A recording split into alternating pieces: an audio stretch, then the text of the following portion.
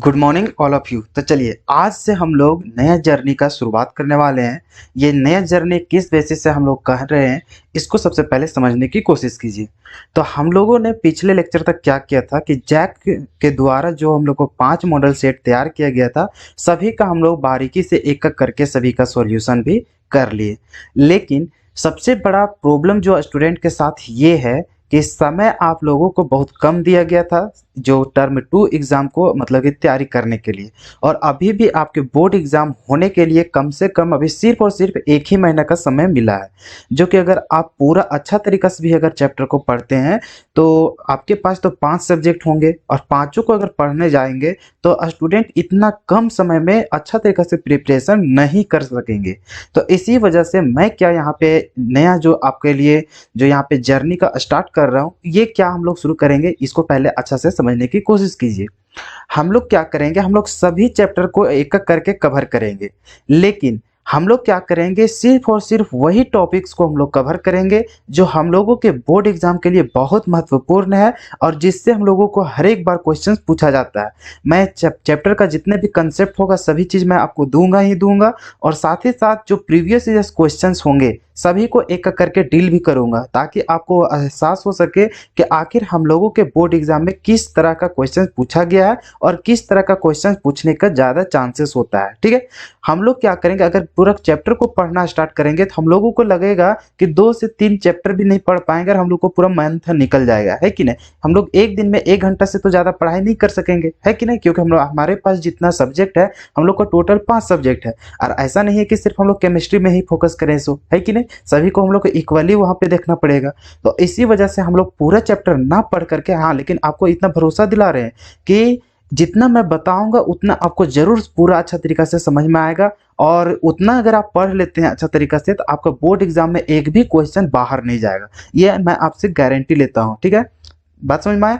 तो हम लोग यहाँ पे क्या करेंगे कि सिर्फ और सिर्फ इंपॉर्टेंट टॉपिक्स को यहाँ पे हम लोग कवर करेंगे। उसके बाद हम लोग प्रीवियस ईयर्स क्वेश्चंस को देखेंगे कि किस तरह का क्वेश्चंस हम लोगों का पूछा गया था और सभी को एक एक करके डील करेंगे। ठीक है, कि आपसे कितना क्वेश्चंस बन रहा है। सो जितना हम लोग पढ़ लेंगे उसी से आखिर आपको पता तो चलना चाहिए ना कि हम लोग अगर जो टॉपिक हम लोग कवर कर लिए उतना में से हम लोग को अगर पूरा जितना हम लोग को पूछा गया प्रीवियस ईयर्स क्वेश्चंस में उतना अगर हम लोग डील कर ले रहे हैं आराम तरीका से, तो उस जैसा अगर हम लोग को क्वेश्चंस दोबारा अगर इस वर्ष हम लोग को पूछा जाएगा तो हम लोगों से कोई भी क्वेश्चन बाहर नहीं जाएगा, और हम लोग को सिर्फ और सिर्फ तो उतना ही पढ़ना है कि नहीं। तो इसी चलते हम लोग पूरा चैप्टर को आलतू फालतू चीज हम लोग पढ़ेंगे नहीं, सिर्फ हम लोग क्या करेंगे यहाँ पे, तो मेन जो टॉपिक होता है उसको हम लोग कवर करेंगे, उसके बाद पूरा हम लोग क्वेश्चंस को डील करेंगे। ठीक है, तो यही हम लोग को जर्नी रहेगा। हर एक दिन हम लोग क्या करेंगे, हर एक दिन तो नहीं हो पाएगा क्योंकि देखिए मुझे भी थोड़ा पढ़ाई करना पड़ता है, ठीक है, और मेरा भी एग्जाम चलेगा, तो इसी वजह से मैं क्या कर रहा हूँ यहाँ पे आप लोगों के यहाँ पे मैं तो हेल्प करने के लिए आया ही हूँ।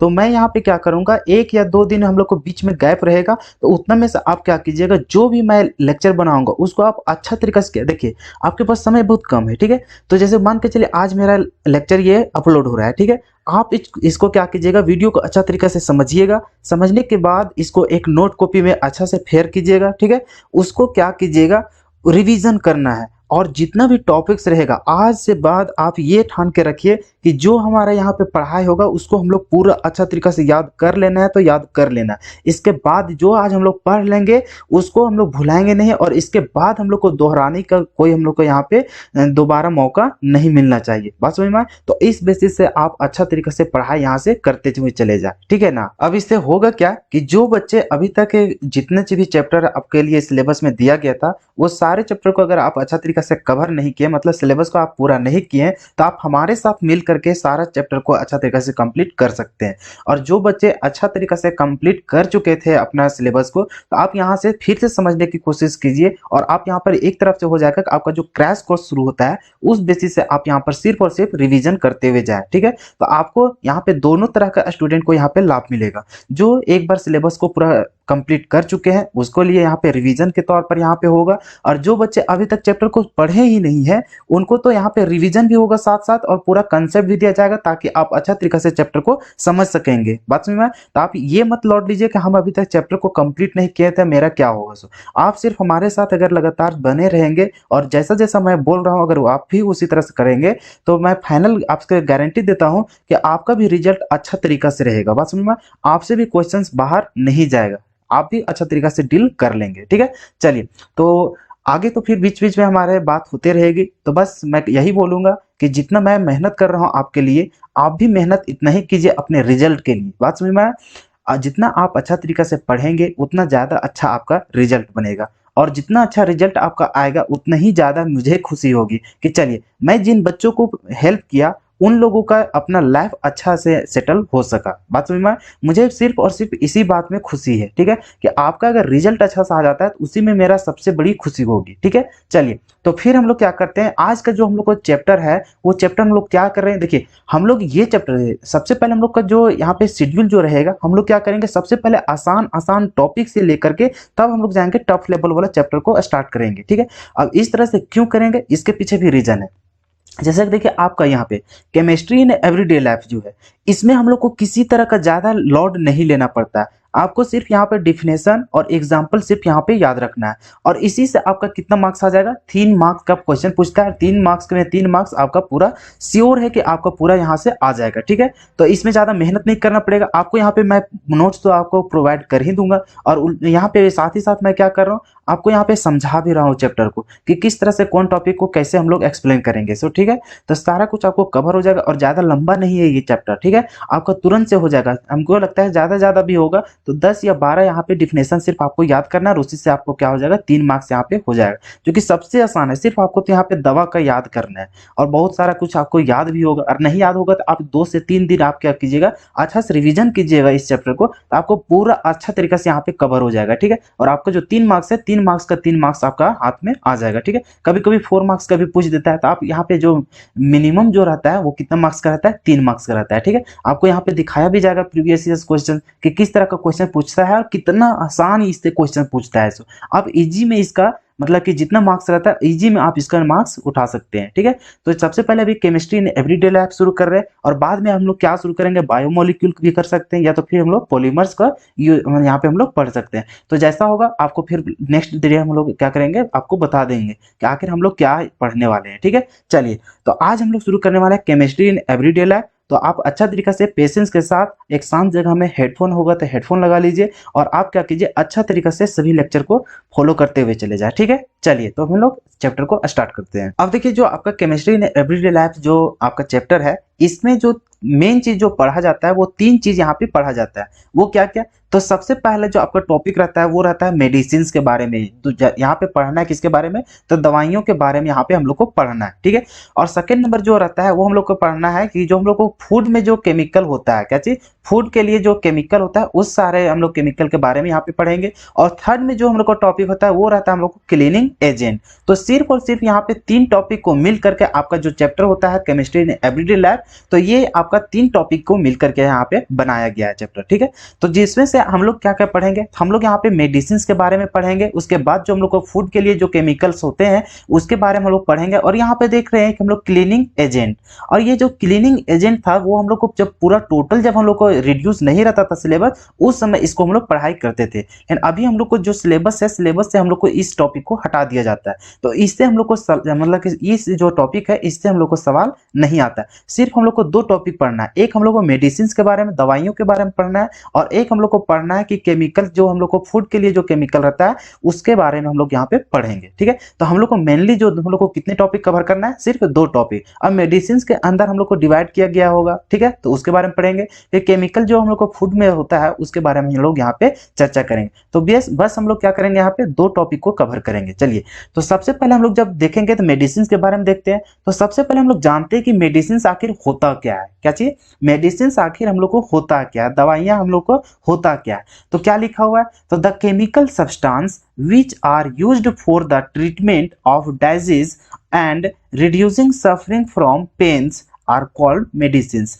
मेडिसिन्स क्या होता है, तो ये हम लोग को एक केमिकल सब्सटेंस होता है जो हम लोग को क्या करता है, तो जो हम लोग बीमारी होता है, जिससे जो बीमारी हम लोग को रहता है, शरीर में बीमारी रहता है या फिर हम लोग कोई पेन से हम लोग जूझ रहे रहते हैं, तो उसमें क्या करता है, उसको हम लोग को ट्रीट करने के लिए, ट्रीटमेंट करने के लिए, मतलब उसको हम लोग को क्या करने के लिए, तो उसका इलाज करने के लिए जो हम लोग सब्सटेंस का यूज करते हैं, केमिकल सब्सटेंस का, वो सारे केमिकल सब्सटेंस को हम लोग क्या बोलते हैं, मेडिसिन बोलते हैं। बात समझ में आया, दवाई बोलते हैं।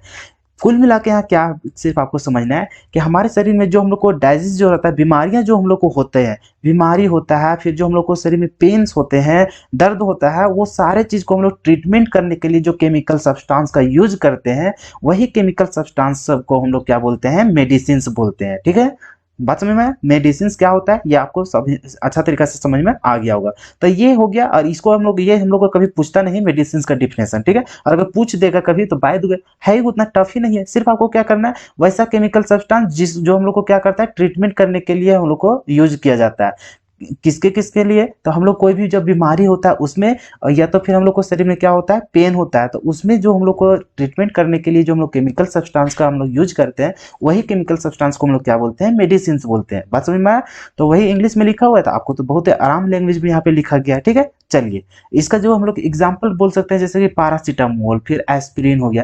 पैरासीटामोल तो आप बहुत बार खाए हैं, खाए नहीं, जब भी आपका थोड़ा सा बुखार हम लोग को बढ़ जाता है तो तुरंत हम लोग क्या करते जाते हैं दुकान मेडिकल, और वहां से बोलते हैं हमको पैरासीटामोल दीजिए, तो पैरासीटामोल लेते हैं और आराम से खाते हैं, फिर सुबह तक हम लोग ठीक हो जाते हैं। बात समझ में? तो बुखार के समय में भी हम लोग कौन सा यूज करते हैं, पैरासीटामोल। देखिए ये जो आपका केमिकल सब्सटेंस आ गया, ये तो हम लोग को यूज कर चुके हैं, और यही सब हम लोग क्या होता है, दवाई होता है। ठीक है, तो दवाई के अंदर आपका जो दवा होता है, वही सब के बारे में हम लोग देखेंगे कि कौन कौन सा टाइप हम लोग को कौन सी बीमारी में हम लोग ठीक करने के लिए यूज किया जाता है। तो बस वही सब यहाँ पे हम लोग चर्चा करेंगे। ठीक है, बात समझ में आया ना कि हम लोग क्या मेडिसिन के बारे में हम लोग क्या यहाँ पे सीखना है। सो ठीक है, चलिए अब हम लोग यहाँ पे जो मेडिसिन होता है, जो दवाइयां होती है, उसका भी हम लोग को यहाँ पे प्रकार पढ़ना है। जैसे कभी बताएं कि ये हम लोग पैरासीटामोल जो हम लोग खाते हैं, ये हम लोग क्यों खाते हैं, तो मतलब जो हम लोग को बुखार रहता है उसको हम लोग कम करने के लिए, उसको ठीक करने के लिए हम लोग खाते हैं। इसी तरह से हम लोग को पैर दर्द हो गया, पेट दर्द हो गया, ये सारा कई तरह का हो जाता है, जैसे कि हम लोग को माथा दर्द दे रहा है, तो इस सब के लिए हम लोग आखिर जो दवाई खाते हैं तो वो सभी का अलग अलग टाइप है। तो उसी तरह से जो दवाई है, दवाई का हम लोग अलग अलग टाइप होता है, तो कौन सा दवाई किसके लिए हम लोग को यूजफुल रहेगा और कब हम लोग उसको यूज करेंगे, तो वही सब हम लोग टाइप के बारे में यहाँ हम लोग डिस्कस करेंगे।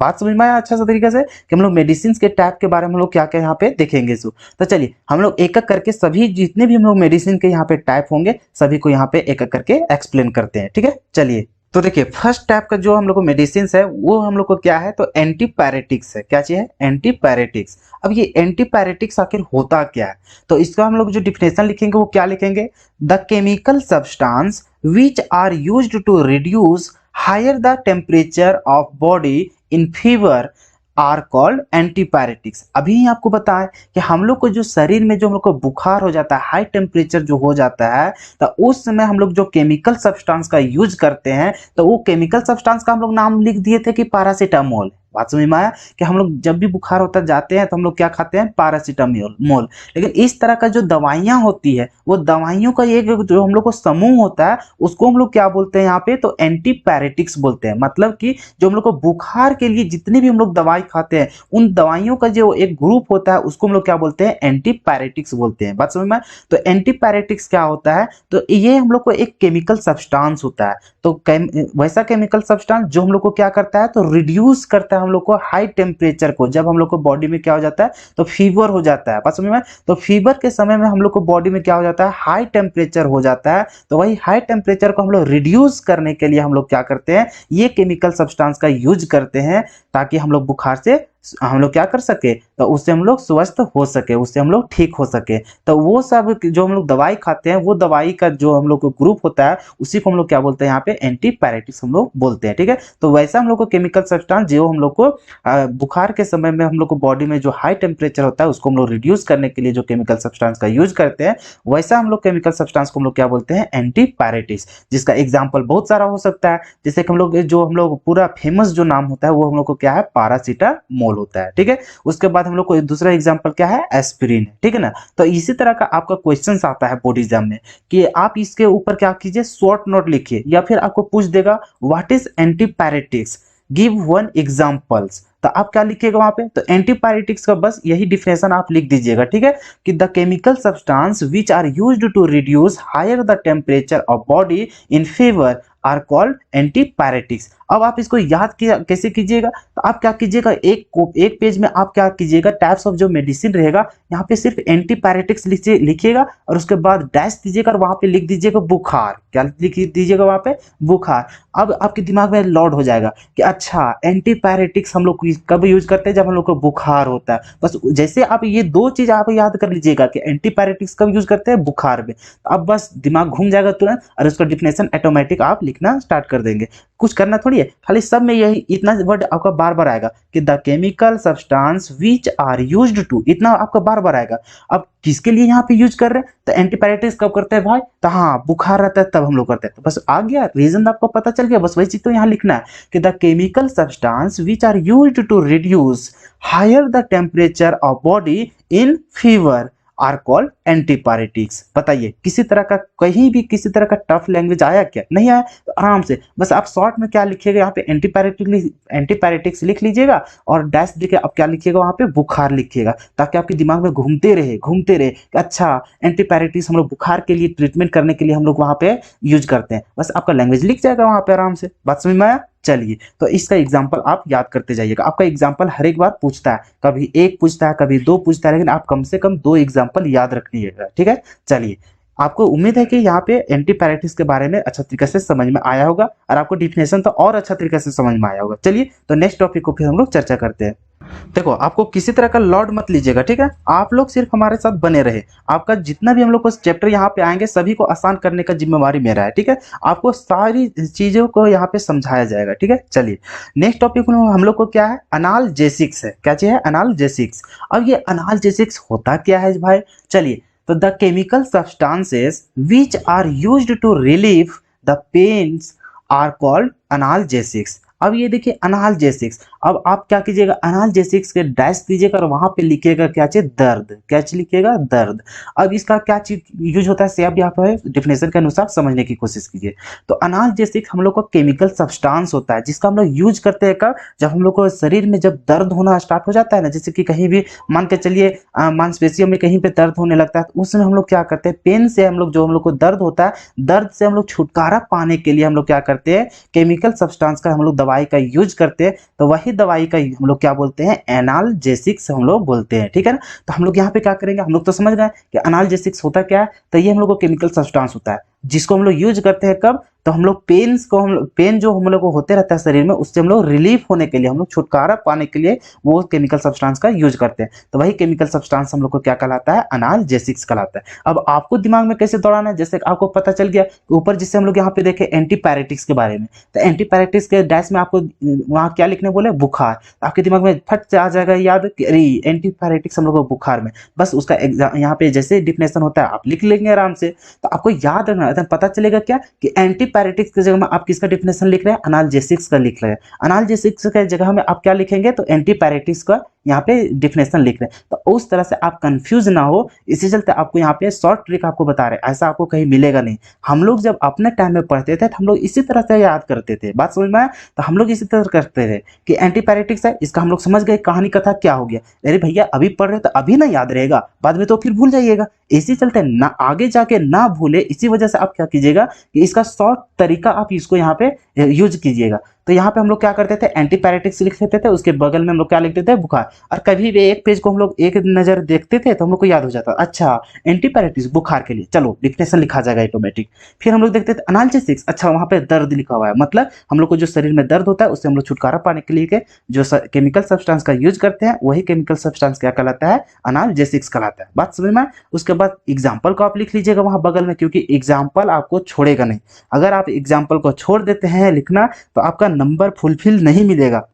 अगर एक क्वेश्चन 1 मार्क्स का रहेगा तो उसमें आपका आधा मार्क्स रहेगा आपका जो आप यहाँ पे डिफिनेशन लिखेंगे उसका, और आधा डिफिनेशन जो आधा मार्क्स रहेगा वो आपका एग्जाम्पल को देखेगा। बात समझ में आया? तो एग्जाम्पल आप किसी हाल पे अगर थोड़ा सा पढ़ने में दिक्कत होता है एग्जाम्पल, क्योंकि कुछ कुछ वर्ड होंगे कि थोड़ा अजीब टाइप से लगेगा आपको याद करने के लिए भैया, लेकिन मार्क्स तो लाना है ना भाई, और आपका एग्जाम्पल तो वही है। बात समझ में आया? तो वही है तो आपको उतना रट ही लेना है। आप कैसे रटेंगे? देखिए डिफिनेशन तो मैं आपको समझा दे रहा हूँ, आपको एग्जाम्पल भी सही दे रहा हूँ, लेकिन आपका सिर्फ काम रहेगा कि एग्जाम्पल आप कैसे याद रख पाए। बात समझ में? आप उसको 2 बार लिखे, 3 बार लिखे, 4 बार पढ़े, तो पढ़ते पढ़ते जब आप उसको पढ़ना स्टार्ट कीजिएगा तो आपके जो लैंग्वेज है वो उस तरह का स्टार्टिंग हो जाएगा बोलने लायक। ठीक है, अचानक से देखिए ये वाला हम लोग देख रहे हैं यहाँ पे, तो इसको अगर आप पढ़ने जाएंगे तो आपको थोड़ा सा हो सकता है कंफ्यूजन जैसा, लेकिन आप इसको बार बार पढ़ेंगे, बार बार पढ़ेंगे तो आप पढ़ना स्टार्ट कर देंगे, उसको समझना स्टार्ट कर देंगे। ठीक है, तो डिफिनेशन में किसी तरह का कोई परेशानी नहीं होगा। इसका परेशानी होता है तो एग्जाम्पल को याद करने के लिए।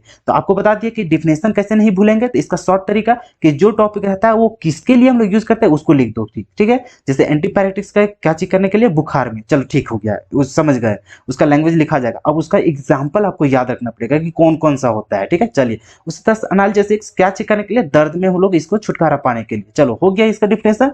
अब इसको क्या कीजिएगा एग्जाम्पल में, एग्जाम्पल भैया आपको याद रखना पड़ेगा। ठीक है, तो कौन कौन सा इसका एग्जाम्पल है, तो एस्पिरिन भी हम लोग यूज करते हैं एनालिसिस के रूप में। एस्पिरिन अगर खा लेते हैं तो उसमें अगर हम लोग को अगर शरीर में दर्द होते रहेगा तो वो भी हम लोग को क्या हो जाता है, छुटकारा मिल जाता है। उसके बाद हम लोग को क्या है यहाँ पे नेक्स्ट एग्जाम्पल, तो अगर आपको इस तरह से थोड़ा लैंग्वेज अगर यहाँ पे वर्ड जो रहता है वो लंबा रहेगा तो आप कोई दिक्कत नहीं, सिर्फ आपको लिखना है। ठीक है ना, आपको अंग्रेज बनने की यहाँ जरूरत नहीं है कि किसी को आपको वहाँ पे दिखाने का जरूरत नहीं है, आपको यहाँ पे सिर्फ मार्क्स से मतलब है। बात समझ में? तो आप इसको याद कैसे करेंगे, तो आप तोड़ तोड़ के याद कीजिए ना भाई। तो जैसे क्या चीज लिखा है वहां पे, देखिए एसीटा लिखा हुआ है, तो इसको क्या लिखेंगे, एसीटामिनोफेन। क्या लिखेंगे, एसीटामिनोफेन। तो आप जैसे इसको याद करना है याद कीजिए, कोई जरूरी नहीं कि उसको सही ही आप पढ़ रहे, हाँ लेकिन सही आपको लिखना पड़ेगा। बात समझ में?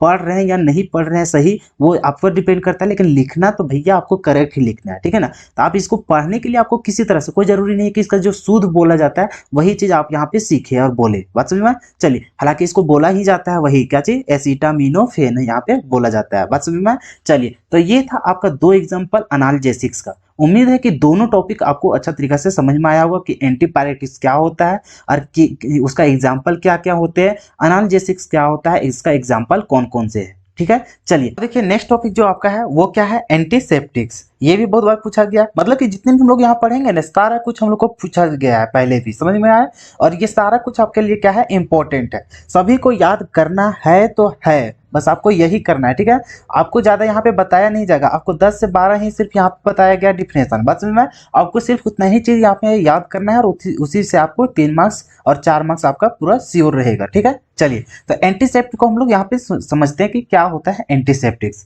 इसका भी हालांकि हम लोग यूज कर चुके हैं, देखते हैं क्या है। The chemical substance which are used to kill or prevent the microorganism is called antiseptics। ये क्या होता है एंटीसेप्टिक्स, तो ये हम लोग को वैसा केमिकल सब्सटेंस है जो हम लोग क्या करते हैं, तो जो माइक्रो ऑर्गेनिज्म जो हमारे शरीर में जो हम लोग को क्या होता है उत्पन्न होता है उसको हम लोग को रोकने के लिए या उसको खत्म करने के लिए वह हम लोग केमिकल सब्सटेंस का यूज करते हैं। वही केमिकल सब्सटेंस को हम लोग क्या बोलते हैं, एंटीसेप्टिक्स हम लोग बोलते हैं। अब ये तो हम लोग को समझ में नहीं आया कि हम लोग आखिर इसको यूज कहाँ करते हैं, अभी आपको दिखाते हैं।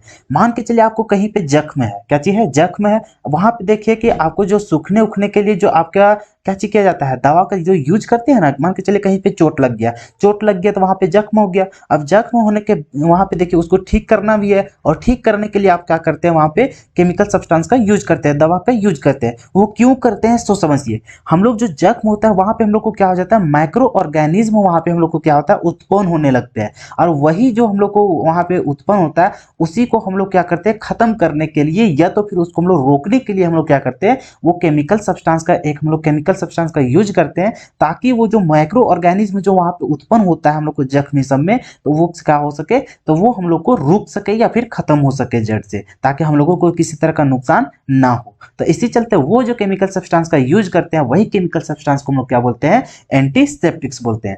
जैसे कि आपको यहाँ पे एक चीज दिख रहा होगा, डिटोल, क्या दिखा एग्जाम्पल में जी, डिटोल, बात समझ में आए? तो डिटोल से ही आपको समझ में आ गया, अच्छा डिटोल का तो हम लोग बहुत यूज कर चुके हैं कटाई छटाई में, है कि नहीं। चलिए अब यहाँ पर डिटोल को हम लोग फिनोल से भी दिखाते हैं, लेकिन जब फिनोल का बात होगा तो उसमें आपको यहाँ पे लेना कितना पड़ेगा, सो आप समझ यहाँ पे 0.2% लेना पड़ता है। क्या चीज? 0.2% फिनोल। क्या चीज? 0.2% फिनोल। आपसे कभी कभी फंसाएगा क्वेश्चंस में कि आप एंटीसेप्टिक्स के लिए फिनोल का यूज करेंगे, वो कितना लेंगे, तो आपको वहां पे क्या लिखना पड़ेगा, 0.2% फिनोल का यहाँ पे यूज करेंगे। अगर हम लोग 0.2% फिनोल का यूज करेंगे तब हम लोग किस में यूज कर सकते हैं, एंटीसेप्टिक्स के रूप में हम लोग इसका यूज कर सकते हैं। बात समझ में आया?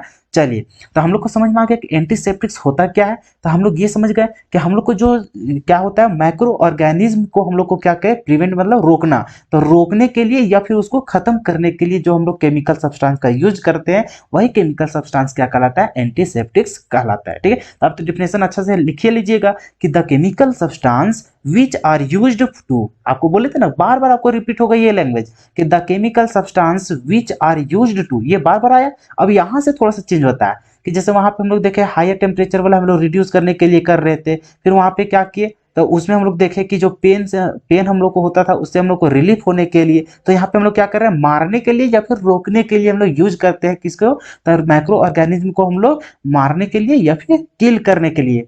ठीक है, किल करने के लिए या फिर प्रिवेंट करने के लिए, रोकने या मारने के लिए जो केमिकल सब्सटेंस का यूज करते हैं, वही केमिकल सब्सटेंस क्या कहलाता है, एंटीसेप्टिक्स कहलाता है। एग्जाम्पल बोले आपको कि याद करना है तो है, बस में एंटीसेप्टिक्स के लिए रूप में तो आप यहाँ पे डिटोल तो याद ही रखेंगे, है कि नहीं। लेकिन डिटोल में भी क्या चीज हम लोग यूज करते हैं, तो 0.2% वाला जो फिनोल होता है उसी को हम लोग यूज करते हैं। ठीक है, और हम लोग को एक एग्जांपल तो नहीं देखना, हम लोग को जितना एग्जांपल हो सके उतना याद रखिएगा, क्योंकि कम से कम वहां पे हम लोग को 2 एग्जांपल पूछ देता है, कभी कभी 1 एग्जांपल तो कभी कभी 2 एग्जांपल। बात समझ में आए? तो आपको कितना एग्जाम्पल पूछ देगा उसका गारंटी नहीं, लेकिन मैक्सिमम पूछता है 2 एग्जाम्पल तक। ठीक है, तो आपको यहाँ पे 2 या 3 एग्जाम्पल इसी तरह से बताया जाएगा ताकि आप अच्छा तरीका से कोई भी एक जो आपको ईजी लगे वही चीज आप यहाँ पे याद रखिएगा।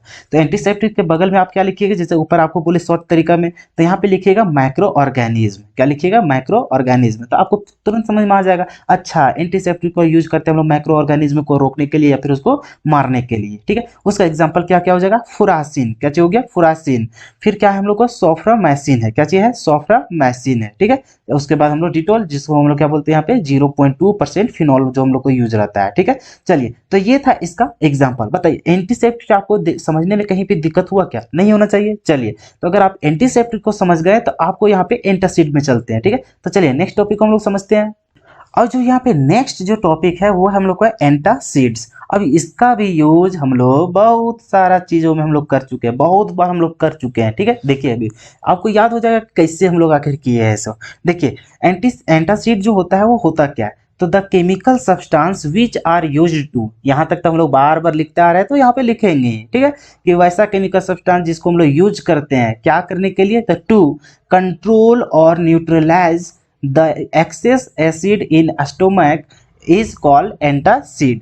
अब इसको समझिए कि हम लोग के जो शरीर में होता है, हम लोग को शरीर में, आप तो पढ़े होंगे 10th क्लास में भी पीएच का मान, हम लोग को शरीर का जो पीएच मान होता है उससे हम लोग को ना ज़्यादा होना चाहिए ना ही कम होना चाहिए। तो हम लोग को क्या हो जाता है, हम लोग को शरीर में जब एसिड की मात्रा हम लोग को एक्सेस हो जाता है, बढ़ जाता है शरीर में, ठीक है, मतलब पेट में हम लोग को क्या हो जाता है, तो जो एसिड का मात्रा होता है वो एक्सेस हो जाता है, ज़्यादा हो जाता है। तो ज़्यादा होने के कारण हम लोग को क्या हो जाता है, थोड़ा पेट उट दर्द भी होना स्टार्ट हो जाता है, गैस बन जाता है। जी आप तो सुने होंगे कि कुछ भी जैसे तैसे चीज़ खा जाते हैं तो आपका शरीर में क्या हो जाता है, गैस बन जाता है। वो कैसे बन जाता है, तो आपके शरीर में क्या होता है, आपके जो पेट में होता है वहां पे आपका एसिड का मात्रा ज्यादा हो जाता है। तो ज्यादा हो जाता है तो आप क्या जाते हैं, तो आप जाते हैं वहां पे दुकान जाते हैं, तो वहां पे क्या करते हैं, इनो ये सब हम लोग खरीदते हैं, है कि नहीं, तो वो सब हम लोग पीते हैं, तो हम लोग को क्या होता है, पूरा जो गैस उस रहता है वो हम लोग को खत्म हो जाता है। तो वही चीज होता है, वो हम लोग को क्या काम करता है, इनो ये सब। हम लोग वहां पे क्या करते हैं, उसको जैसे हम लोग करते हैं तो हम लोग को जो वो क्या रहता है, एक तरह से हम लोग को बेस रहता है, क्या रहता है, हम लोग को बेस रहता है। तो बेस जो रहता है वो हम लोग का शरीर में क्या है, एसिड का उत्पन्न हुआ है। तो बेस और एसिड जब आपस में रिएक्ट करता है तो रिएक्शन करने के बाद हम लोग को क्या हो जाता है, न्यूट्रल हो जाता है। क्या हो जाता है जी, न्यूट्रल हो जाता है। तो खत्म हो गया, न्यूट्रल हो गया, मतलब जैसा हम लोग को पहले था वैसा हम लोग को हो जाएगा। बात समझ में कि जितना हम लोग को एसिड ज्यादा होता था उसको हम लोग न्यूट्रलाइज करने के लिए हम लोग क्या करते हैं, तो इनो इस सब का हम लोग वहां पे पीते हैं। बात समझ में आया? तो वही चीज यहाँ पे है कि the chemical substance which are used to control और neutralise the excess acid in stomach is called antacid. कि हम लोग को पेट में जो एक्सेस ज्यादा मात्रा में जो हम लोग को एसिड हो जाता है उसी को हम लोग को न्यूट्रलाइज करने के लिए या फिर उसको कंट्रोल करने के लिए जो केमिकल सब्सटेंस को हम लोग यूज करते हैं वही केमिकल सब्सटेंस क्या कहलाता है? एंटासिड कहलाता है। बात समझ में आया? जब इसका एग्जाम्पल की बात आ गया तो हम लोग क्या समझ गए कि हम लोग को शरीर में है एसिड है, तो हम लोग उसको न्यूट्रल करने के लिए हम लोग को क्या यूज करना पड़ेगा? बेस यूज करना पड़ेगा। तो बेस हम लोग ले लेंगे, तो बेस में हम लोग क्या कर लेंगे? तो मैग्नीशियम हाइड्रोक्साइड ले लीजिए MgOH का होल 2 हम लोग ले लेते हैं, या तो फिर आप बेकिंग सोडा का भी यूज कर सकते हैं। बात समझ में? NaHCO3। तो ये था आपका एग्जाम्पल जो कि आपका क्या था? एंटासिड्स का। बात समझ में आया? तो अब इसको भी कैसे शॉर्ट में याद कीजिएगा, एंटासिड लिखिएगा उसके बगल में क्या लिख लीजिएगा? एसिड लिख लीजिएगा। काची लिखिएगा? एसिड। आपके दिमाग में तुरंत आ जाएगा, अच्छा ये जो हम लोग को पेट में क्या रहता है, एसिड की मात्रा ज्यादा हो जाता है, तो उसको न्यूट्रलाइज करने के लिए या फिर उसको कंट्रोल करने के लिए जो केमिकल सब्सटेंस का यूज करते हैं वो हम लोग को क्या कहते हैं? उसको कि एंटासिड हम लोग का कहलाता है। उसका एग्जाम्पल आप याद कर लीजिएगा, बेसिक माध्यम आप कोई भी बेसिक यहाँ पे यूज कर सकते हैं, ठीक है ना। चलिए तो फिर हम लोग नेक्स्ट टॉपिक को यहाँ पे देखते हैं। अब देखिए नेक्स्ट टॉपिक क्या है हम लोग को? एंटीबायोटिक्स। तो ये एंटीबायोटिक्स होता क्या है? तो इसका एग्जांपल यहाँ पे डिफिनेशन देखते हैं। The chemical substance which are produce by micro organism and can inhibit the growth और even destroy other micro organism are called antibiotics.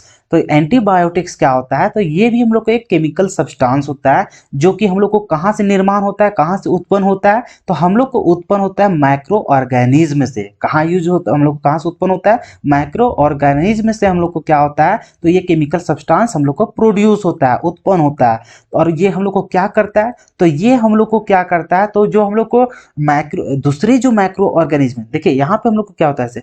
एक माइक्रो ऑर्गेनिज्म से ये केमिकल सब्सटेंस को बनाया जाता है और वही केमिकल सब्सटेंस क्या होता है? किसी अन्य जो माइक्रो ऑर्गेनिज्म उत्पन्न होते रहते हैं दूसरा, तो उसको क्या करते हैं? वो खत्म करने के लिए हम लोग क्या करते हैं? उसके ग्रोथ जो होता रहता है उसको रोकने के लिए या उसको खत्म करने के लिए जो हम लोग को केमिकल सब्सटेंस का यूज करते हैं वही केमिकल सब्सटेंस को हम लोग क्या बोलते हैं? एंटीबायोटिक्स कहते हैं। बात समझ में? तो यहाँ पे हम लोग को क्या होता है? तो हम लोग ये जो केमिकल सब्सटेंस होता है उसको हम लोग प्रोड्यूस करते हैं कहाँ से? माइक्रो ऑर्गेनिज्म से ही प्रोड्यूस करते हैं। और हम लोग इसका काम कहाँ रहता है? तो अदर जो हम लोग को रहता है माइक्रो ऑर्गेनिज्म उसको हम लोग को डिस्ट्रॉय करने के लिए या फिर उसके ग्रोथ को हम लोग इनहिबिट करने के लिए, उसको रोकने के लिए या फिर उसको कम करने के लिए, उसके ग्रोथ को कम करने के लिए जो हम लोग केमिकल सब्सटेंस का यूज करते हैं वो केमिकल सब्सटेंस को हम लोग क्या बोलते हैं? एंटीबायोटिक्स बोलते हैं। बात समझ में आया? तो इस तरह से ये इसका डेफिनेशन हो गया। अच्छा तरीके से समझ में आ गया कि क्या था ये सो। अब इसका एग्जाम्पल आपको याद रखना पड़ेगा। तो एंटीबायोटिक्स का एग्जाम्पल क्या है? तो फर्स्ट हम लोग को नियोमाइसिन है। क्या चाहिए? नियोमाइसिन। तो आपको जैसा पढ़ना है वैसे पढ़िए लेकिन आपको याद रहना पड़ेगा, ठीक है। तो नियोमाइसिन हो गया। उसके बाद यहाँ पे क्या है? सेकंड में स्ट्रेप्टोमाइसिन है। क्या चाहिए? सबसे पहले था नियोमाइसिन, उसके बाद क्या है? स्ट्रेप्टोमाइसिन है। उसके बाद क्या है? तो पेनिसिलिन है। क्या चाहिए? पेनिसिलिन है। तो ये तरह से हम लोग को क्या था? इसका एग्जाम्पल था और डेफिनेशन था। तो उम्मीद है कि ये भी आपको अच्छा तरीके से समझ में आया होगा कि एंटीबायोटिक्स क्या है। तो ये हम लोग को माइक्रो ऑर्गेनिज्म को नष्ट करने में हम लोग को क्या कराया जाता है? तो यूज किया जाता है। और ये जो केमिकल सब्सटेंस होता है कहाँ से ही उत्पन्न किया जाता है? तो वो उत्पन्न भी किया जाता है किसी माइक्रो ऑर्गेनिज्म से, और वो माइक्रो ऑर्गेनिज्म का जो यूज करते हैं केमिकल सब्सटेंस, तो वो हम लोग को किसी दूसरे माइक्रो ऑर्गेनिज्म को खत्म करने के लिए, उसके ग्रोथ को रोकने के लिए हम लोग काम करते हैं, ठीक है। तो वही केमिकल सब्सटेंस को हम लोग क्या बोलते हैं? एंटीबायोटिक्स बोलते हैं, ठीक है। चलिए तो हम लोग फिर नेक्स्ट क्वेश्चन को यहाँ पे मतलब नेक्स्ट टॉपिक को हम लोग यहाँ पे कवर करते हैं। अब नेक्स्ट क्या है? सो देखिए यहाँ पे एंटी मलेरियल्स। तो यहाँ पे हम लोग को देखिए मलेरियल से हम लोग को समझ में आ गया, अरे मलेरिया, क्या चीज समझ में आया? मलेरिया। तो मलेरिया और उसका पहले क्या लिखा हुआ है? एंटी, मतलब जो मलेरिया होगा उसको खत्म करने का काम यहाँ पे करेगा। तो वही चीज है यहाँ पे, the chemical substance which are used for the treatment of malaria are called anti malarials, ठीक है। तो जो हम लोग को मलेरिया होता है, मलेरिया को हम लोग को ट्रीटमेंट करने के लिए जो केमिकल सब्सटेंस का यूज किया जाता है वो केमिकल सब्सटेंस को हम लोग क्या बोलते हैं? एंटी मलेरियल्स हम लोग बोलते हैं। बात समझ में? हम लोग मलेरिया को ट्रीटमेंट करने के लिए जो केमिकल सब्सटेंस का यूज होता है वही केमिकल सब्सटेंस क्या कहलाता है? एंटी मलेरियल्स कहलाता है, ठीक है। अब इसका एग्जाम्पल को यहाँ पर देख लीजिए। तो इसका एग्जाम्पल क्या क्या है, सो देखिए यहाँ पे फर्स्ट है हम लोग को क्या चाहिए, द क्लोरोक्वीन है, क्या चाहिए जी, क्लोरोक्वीन है। उसके बाद सेकेंड हम लोग को क्या है यहाँ पे, तो पैराक्वीन है। क्या चाहिए, पहले क्लोरोक्वीन है और पैराक्वीन है, ठीक है। तो ये था आपका दो एग्जाम्पल। ये दोनों एग्जाम्पल थोड़ा पढ़ने में आपको अजीब थोड़ा लगेगा, लेकिन क्या कर सकते हो, आपका मार्क्स का है और ये केमिकल का नाम है, तो भैया आपको याद तो करना ही पड़ेगा, है कि ना। इसके पीछे तो हम लोग कुछ कर नहीं सकते। हाँ, डिफिनेशन जितना हद तक हम लोग का जो इजी लैंग्वेज हो सकता था उतना इजी लैंग्वेज लाने की हम कोशिश यहाँ पे किए, ठीक है। इतना इजी लैंग्वेज आपको कहीं पे मिलेगा भी नहीं, ठीक है। तो ये हम लोग को डिफिनेशन का आप यहाँ पे काम तो कर लिया आसानी तरीके से, लेकिन भैया एग्जाम्पल का तो किसी तरह का कोई खेल तो कर नहीं सकते। तो जो एग्जाम्पल है, जो केमिकल का नाम है, वो आपको याद ही रखना पड़ेगा, ठीक है। तो जैसे भी आपको यहाँ पे याद करना पड़ेगा, आप लिख के प्रैक्टिस कीजिए बार बार, और यहाँ पे रट जाइए आपको कि एंटी मलेरियल्स का क्या क्या यहाँ पे उसका एग्जाम्पल होता है, ठीक है। तो इस तरह से एंटी मलेरियल्स भी हम लोग यहाँ पे कंप्लीट कर लिए। चलिए फिर हम लोग नेक्स्ट टॉपिक को देखते हैं। अब नेक्स्ट टॉपिक हम लोग को क्या है, डिसइंफेक्टेंट है। क्या चाहिए हम लोग को, डिसइंफेक्टेंट। अब इसको हम लोग पहले यहाँ पे पढ़ लेते हैं, ठीक है, उसके बाद आपको समझाएंगे। तो डिसइंफेक्टेंट हम लोग को होता क्या है, तो ये भी उसी तरह लिखाएगा, the chemical substance which are used to kill और prevent the growth of micro organism but they can not be applied in living tissues are called disinfectant. आपको थोड़ा सा याद होता होगा कि आप जब एंटीपायरेटिक्स के बारे में आप पढ़ रहे थे ना, एंटीसेप्टिक के बारे में, किसके बारे में, एंटीसेप्टिक के बारे में। आप ऊपर थोड़ा सा देख भी सकते हैं, देखिए किधर था एंटीसेप्टिक, यहाँ पे देखिए इसके ऊपर था ना, देखिए यहाँ पे एंटीसेप्टिक्स। ये भी हम लोग को क्या काम कर रहा था, तो ये भी हम लोग को माइक्रो ऑर्गेनिज्म को हम लोग को रोकता था या तो फिर उसको मारता था। तो ये चीज हम लोग यूज करते थे, तो उसमें जो केमिकल सब्सटेंस का यूज करते थे माइक्रो ऑर्गेनिज्म को खत्म करने के लिए या उसको रोकने के लिए, तो उसको हम लोग क्या बोल रहे थे, एंटीसेप्टिक्स। लेकिन ये जो एंटीसेप्टिक्स था, ये हम लोग यूज करते हैं कोई भी हम लोग लिविंग थिंग में, क्या चाहिए, कोई भी हम लोग जीवित प्राणी में हम लोग इसको यूज करते हैं, बात समझ में आया। लेकिन ये जो हम लोग को था क्या चाहिए, डिसइंफेक्टेंट, ये भी हम लोग को क्या करता है, तो उसी तरह से हम लोग जो माइक्रो ऑर्गेनिज्म का जो ग्रोथ होता है उसको हम लोग क्या करते हैं, तो उसको मारने के लिए या फिर उसको रोकने के लिए केमिकल सब्सटेंस का यूज करते हैं, तो उसको हम लोग बोलते हैं डिसइंफेक्टेंट। लेकिन शर्त क्या है कि वहां पे हम लोग जो एंटीसेप्टिक था वो हम लोग कहाँ था, लिविंग थिंग में हम लोग वहां पे यूज करते थे। ये डिसइंफेक्टेंट का जो हम लोग यूज करेंगे यहाँ पे, वो हम लोग को लिविंग थिंग में हम लोग यूज नहीं करेंगे, इसको हम लोग नॉन लिविंग थिंग्स में हम लोग यहाँ पे देखेंगे, बात समझ में। तो वही चीज यहाँ पे आगे लिखा हुआ है, but they can not be applied in living tissues are called disinfectant. जैसा कि आपको बता देते हैं कि आप देखे होंगे डिटोल, डिटोल का एग्जाम्पल ले लेते हैं। डिटोल आपका दो तरह का होता है, एक तो आप अपना शरीर में लगाते हैं, और ये दूसरा डिटोल ऐसा रहता है जिसको आप कहीं भी कहाँ जमीन में आप सरफेस में आप उसको मतलब कि पोछा उछा लगाते हैं, ताकि वहां पर जो कीटाणु ये सब रहेगा उसको मारते हैं। तो जो आप जमीन उमीन में जो आप घर में इस्तेमाल करते हैं उसको हम लोग क्या बोलते हैं, तो डिसइंफेक्टेंट के वो अंदर में आता है, बात समझ में आया। तो डिटोल दो तरीका से होता था, एक आप तो जख्म सब के लिए आप अपने शरीर में आप यूज करते थे, और दूसरा जो डिटोल होता था उसको आप कीटाणु मारने के लिए जो आप जमीन उमीन में आप उसका यूज करते हैं, है कि ना। तो ये आप समझ में आया। तो जो जमीन उमीन में जो आप यूज करते हैं उसी को आप क्या बोलते हैं, डिसइंफेक्टेंट का वो उदाहरण है। और जो आप हाथ उथ में लगाते हैं, शरीर में जो लगाते हैं, उसको हम लोग क्या बोलते हैं, एंटीसेप्टिक बोलते हैं। दोनों में अंतर समझ में आया। तो वहां पे हम लोग को, वहां पर भी हम लोग को माइक्रो ऑर्गेनिज्म उत्पन्न होता था, और यहाँ पर भी माइक्रो ऑर्गेनिज्म, लेकिन वो था हम लोग को जीवित प्राणी में, लेकिन यहाँ पे हम लोग कहाँ होता है, नॉन लिविंग थिंग्स में हम लोग को यहाँ पे होता है, ठीक है। हम लोग को निर्जीव वस्तु में यहाँ पे हम लोग को होता है, ठीक है। तो दोनों जगह पर माइक्रो ऑर्गेनिज्म का ही उत्पन्न होता है, जो दोनों को हम लोग किल करने के लिए या फिर उसको रोकने के लिए यूज करते हैं। तो ये डिसइंफेक्टेंट का हम लोग कोई भी हम लोग लिविंग टिश्यू में हम लोग यूज नहीं करते हैं, बात समझ में। तो क्या होता है डिसइंफेक्टेंट, ये भी आपको बात समझ में यहाँ पे आ गया होगा। अब इसका एग्जाम्पल क्या क्या होगा, तो हम लोग यहाँ पे देखेंगे क्लोरीन वाटर, क्या चाहिए, क्लोरीन वाटर इसका एग्जाम्पल होता है। अब यहाँ पर देखिए ये जो फिनोल है, इसके जगह आप लिख सकते थे डिटोल, लेकिन डिटोल आप डिसइंफेक्टेंट में बोलिएगा कि वहां पे बोलिएगा किसका, तो एंटीसेप्टिक में, तो दोनों में लड़ाई हो जाएगा ना। इसी चलते डिटोल दोनों जगह होता है, लेकिन शर्त क्या होता है, वो जो डिटोल होता है उसमें जो फिनोल होता है, अगर आप डिसइंफेक्टेंट में अगर आप यूज कर रहे हैं, किसमें, डिसइंफेक्टेंट में अगर आप यूज कर रहे हैं, तो उसमें जो फिनोल लिया जाता है वो 1% फिनोल लिया जाता है। कितना लिया जाता है, 1% फिनोल का यूज किया जाता है। लेकिन वही हम लोग एंटीसेप्टिक में यूज करते हैं, तो वहां पे हम लोग को 0.2% फिनोल का यूज किया जाता है डिटोल में, बात समझ में आया? तो यही अंतर है डिसइंफेक्टेंट और एंटीसेप्टिक का वहां पे केमिकल सब्सटेंस में। बात समझ में आया? उसके बाद इसका नेक्स्ट जो एग्जांपल है वो हम लोग क्या लिख सकते हैं यहाँ पे, तो फॉर्मल्डिहाइड, क्या चीज, फॉर्मल्डिहाइड का भी हम लोग यूज करते हैं डिसइंफेक्टेंट के रूप में। तो उम्मीद है कि आपको यहाँ पे समझ में आ गया होगा कि डिसइंफेक्टेंट होता क्या। बहुत बार आपको पगलाएगा यहाँ पे, ठीक है, कि डिसइंफेक्टेंट के लिए हम लोग को कौन सा हम लोग को मतलब कि ये केमिकल सब्सटेंस का यूज करते हैं। वहां पे ऑप्शन दे देगा, फिनॉल दे देगा, फिर 1% फिनॉल दे देगा, 0.2 फिनॉल दे देगा। बस में आप किसको मारिएगा, तो अगर आपको डिसइंफेक्टेंट बोला है तो आप वहां पे मार्क आइएगा 1% फिनॉल। सिर्फ फिनॉल मत देखिएगा, आपको लिखना होगा वहां पे 1% फिनॉल का यूज करते हैं हम लोग किसके रूप में, तो डिसइंफेक्टेंट के रूप में। अगर वही हम लोग 0.2% का अगर फिनॉल यूज करेंगे तो वो हम लोग आ जाता है एंटीसेप्टिक में आ जाता है, ठीक है। तो ये आपको कहीं कहीं आपको ये थोड़ा सा कंफ्यूजन करेगा, तो आप वहां पे कंफ्यूज नहीं होइएगा, आपको तो यहाँ पे एक्सप्लेन कर दिए, आपको रीजन भी बता दिए क्या होता है, ठीक है। चलिए, तो ये तरह का अगर आपको कहीं पे आ जाता है क्वेश्चन तो आप वहां पे घबराइएगा नहीं, बल्कि आप सही टिक करके आइएगा, ठीक है। चलिए, तो फिर हम लोग नेक्स्ट क्वेश्चन को देखते हैं। अब नेक्स्ट जो टॉपिक है हम लोग को, लास्ट टॉपिक इसमें जो मेडिसिन का था वो हम लोग को क्या है, ट्रैंक्विलाइजर। क्या चाहिए हम लोग को, ट्रैंक्विलाइजर्स। अब ये क्या होता है ट्रैंक्विलाइजर्स, इसको हम लोग देखते हैं यहाँ पे।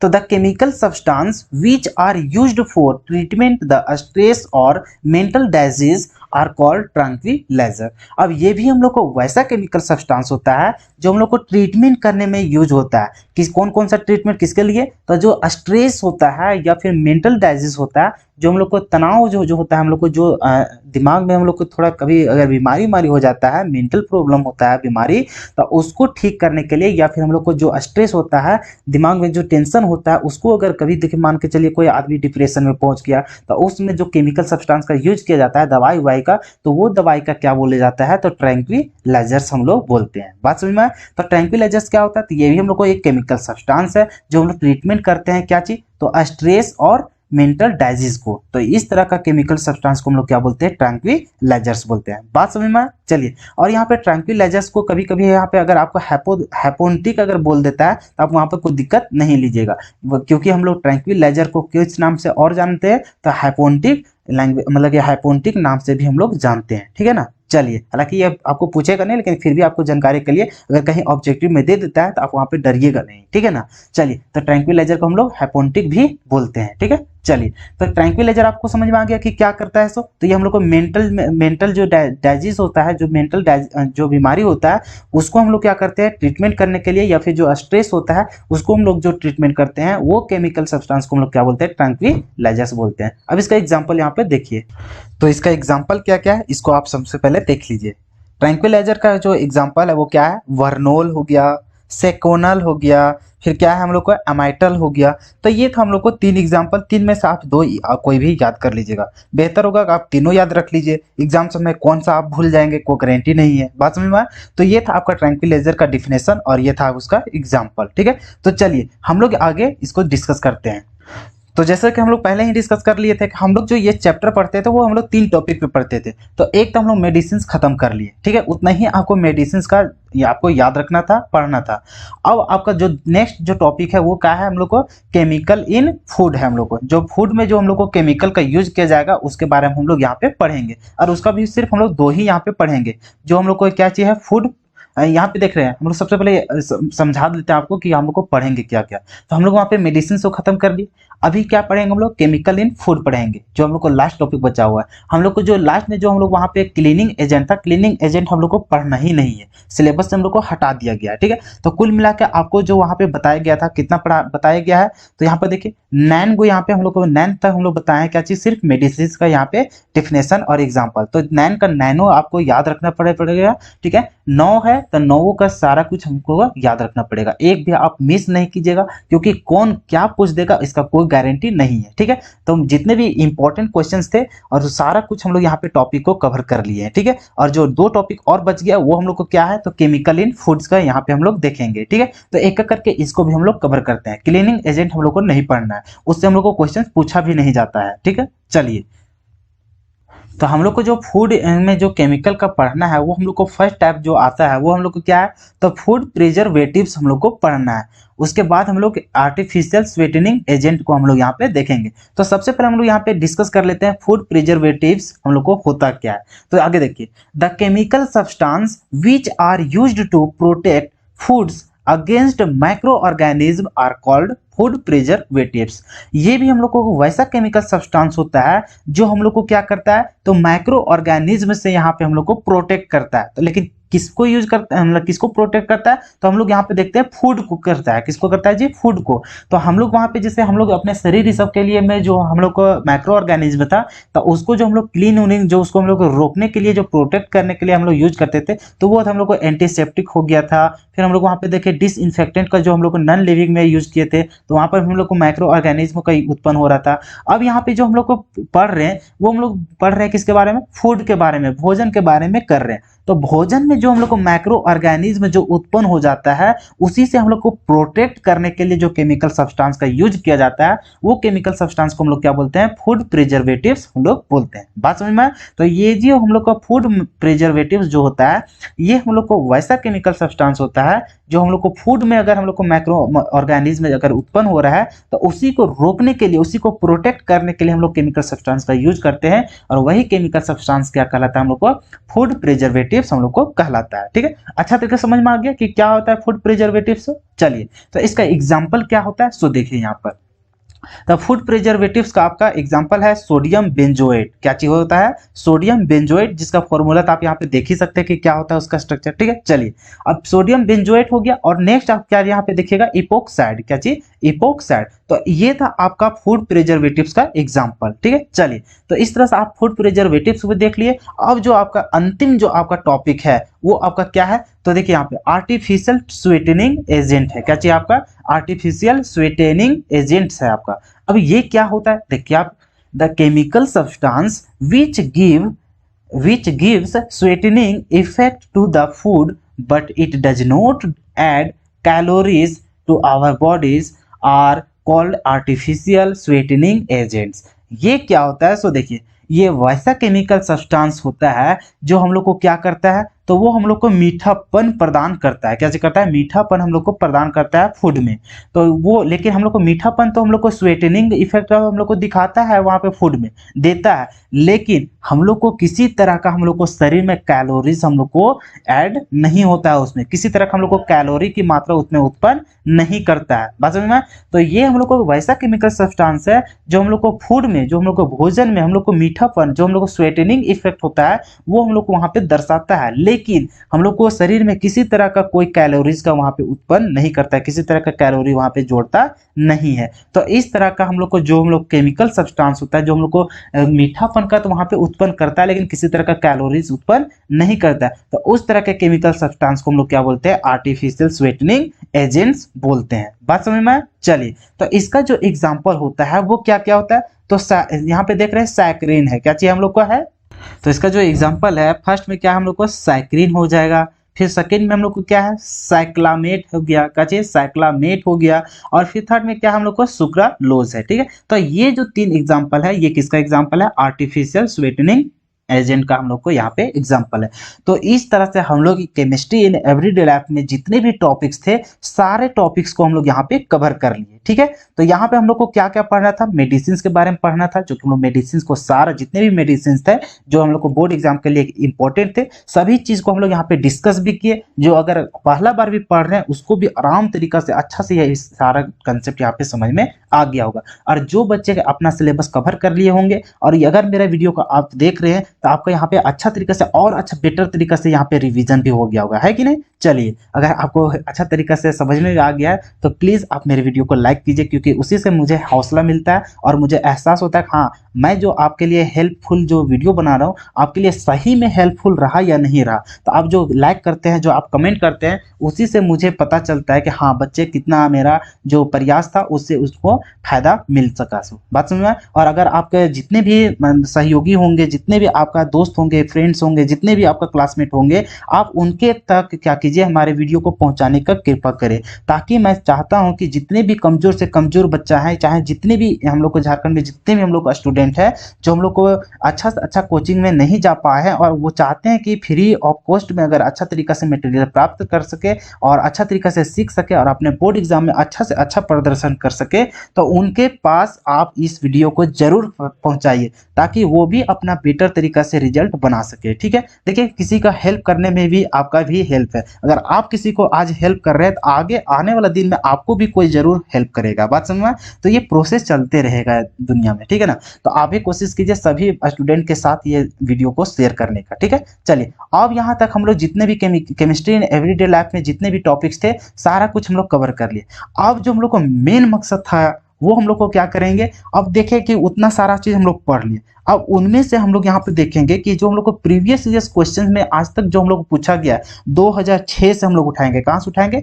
2006 से लेकर के 2020 तक। हालांकि 2021 में तो एग्जाम हुआ ही नहीं, तो उसका कोई क्वेश्चन का तो बात ही नहीं होगा। तो 2020 तो लास्ट एग्जाम तो हुआ था, तो हम लोग देखेंगे 2006 से लेकर के 2020 तक के बीच में कितना क्वेश्चंस इस चैप्टर से पूछा गया है, वो सारा कुछ को हम लोग एक एक करके यहाँ पे डिस्कस करेंगे, ठीक है। और हम लोग यहाँ पे देखेंगे कि आपसे वो क्वेश्चंस बनता भी है या नहीं बनता है, जितना हम यहाँ पे आपको पढ़ा दिए हैं, ठीक है। चलिए तो हम लोग यहाँ पे प्रीवियस ईयर्स क्वेश्चंस को डिस्कस कर रहे हैं, जो कि हम लोग को कितना में शुरू कर रहे हैं, तो 2020 का क्वेश्चन यहाँ पे देखेंगे कि 2020 में हम लोग को किस तरह का क्वेश्चन पूछा गया था। अगर वैसा क्वेश्चन हम लोग को आएगा तो क्या हम लोग उसको बना पाएंगे या नहीं बना पाएंगे। देखिए तो फर्स्ट में हम लोग को क्या है, सो देखिए जो हम लोग आप देखेंगे 2020 का अगर क्वेश्चन बैंक देखेंगे तो उसमें जो क्वेश्चन नंबर 15 में ये क्वेश्चन पूछा गया था, आपका केमिस्ट्री इन एवरीडे लाइफ से क्वेश्चन पूछा गया था। और वो क्या पूछा था, सो देखिए give an example of tranquillisers. बताइए अभी अभी ये थोड़ा सा पहले 2-4 मिनट पहले क्या आपको नहीं बताया गया ट्रैंक्विलाइजर के बारे में?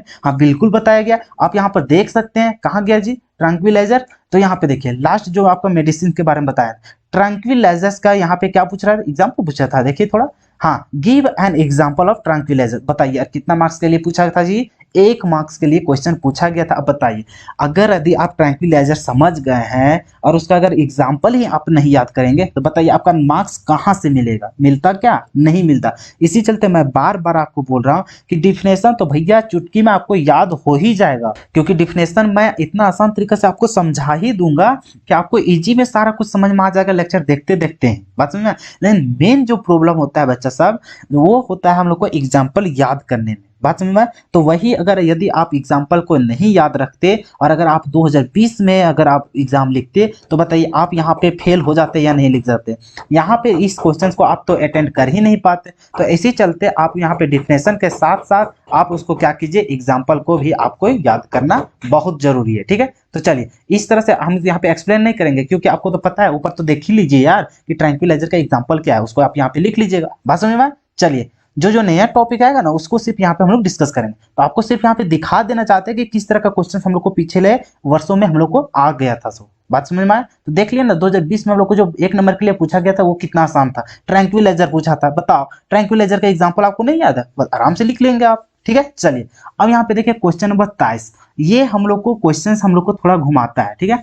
तो इसको आप थोड़ा सा याद कर लीजिएगा, ये क्या बोलता है। सो देखिए हम लोग को क्वेश्चन नंबर 23 में पूछा था 2 मार्क्स के लिए। एक क्वेश्चन तो हम लोग को ऊपर था जो 1 मार्क्स के लिए, और एक यहाँ पे 23 में पूछा था जो हम लोग को कितना मार्क्स का है, 2 मार्क्स के। तो टोटल कितना हो गया? 3 मार्क्स का। तो ये अच्छा से जो कहीं भी देखिएगा, कभी कभी आपको 4 मार्क्स का ये क्वेश्चन बना देता है या फिर कभी कभी 2 मार्क्स में दे देता है, लेकिन जनरली जो इसका क्वांटिटी है चैप्टर का वो कितना है, तो सिर्फ 3 मार्क्स का है। तो देखिए जो नेक्स्ट क्वेश्चन पूछा गया था 23 में वो क्या है, what is tincture of iodine, what is it's use. हम लोग को पूछा गया था कि टिंचर ऑफ आयोडीन होता क्या है और इसके क्या क्या यूज है, ठीक है। तो ये आपको याद रखना पड़ेगा, ऐसा सवाल हम लोग को 1-2 बार पूछ चुका है, ठीक है ना। तो ये आपको याद रखना पड़ेगा टिंचर ऑफ आयोडीन होता क्या है। तो हम लोग क्या एक्सप्लेन करेंगे, तो tincture of iodine is a 2 से 3% solution of iodine in alcohol. ये जो हम लोग का टिंचर ऑफ आयोडीन होता है वो हम लोग को क्या होता है, तो 2 से 3% सॉल्यूशन होता है किसका, तो आयोडीन का।